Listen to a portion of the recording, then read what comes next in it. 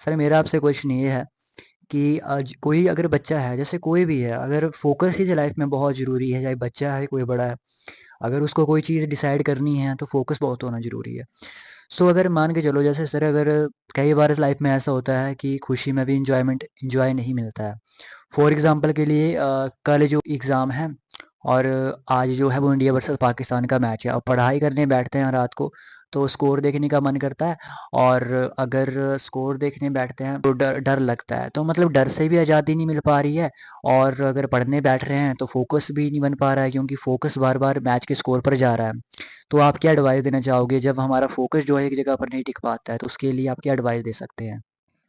देखिए, इसका जो सीधा-सा मतलब मैं आपको सॉल्यूशन देना चाहूँगा।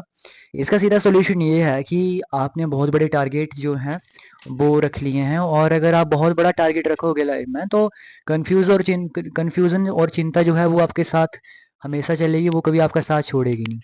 तो सबसे ज़रूरी चीज़ तो यही है कि अगर कल आपका एग्ज़ाम है, तो आपको पढ़ाई करनी चाहिए, लेकिन आपको एक स्मॉल टारगेट रखना चाहिए, क्योंकि अब आपका फ़ोकस अगर आप अपने माइंड को ये दोगे, बोलोगे कि मुझे पूरा पढ़ना है, तो वैसा तो नहीं हो सकता, क्योंकि अगर पूरा पढ़ने का फ़ोकस बनाओगे तो आज मैच भी लगा हुआ है, अगर पूरे पे फ़ोकस करोगे तो आपका फ़ोकस कभी नहीं बन पाएगा। अगर आपको फ़ोकस बनाना है तो अपने माइंड को एक स्मॉल टारगेट देना पड़ेगा, और अगर आप अपने माइंड को स्मॉल टारगेट देते हो, तो उस हिसाब से चीज़ें सही हो सकती हैं।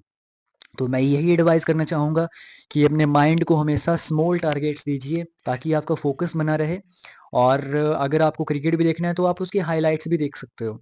लेकिन अगर आप पढ़ाई पे ज़्यादा फ़ोकस करोगे, एक टॉपिक पे ज़्यादा फ़ोकस करोगे, तो माइंड को पता रहेगा कि छोटा-सा टॉपिक है, तो वो पूरी तरह से उसमें लग जाएगा। लेकिन अगर आप बहुत बड़ा टारगेट दोगे, तो जो याद करोगे वो भी भूल जाओगे, तो वो भी समस्या आएगी। तो फिलहाल के लिए तो मैं यही टिप्स दूँगा फ़ोकस के लिए, कि अपने माइंड को हमेशा स्मॉल टारगेट्स दो।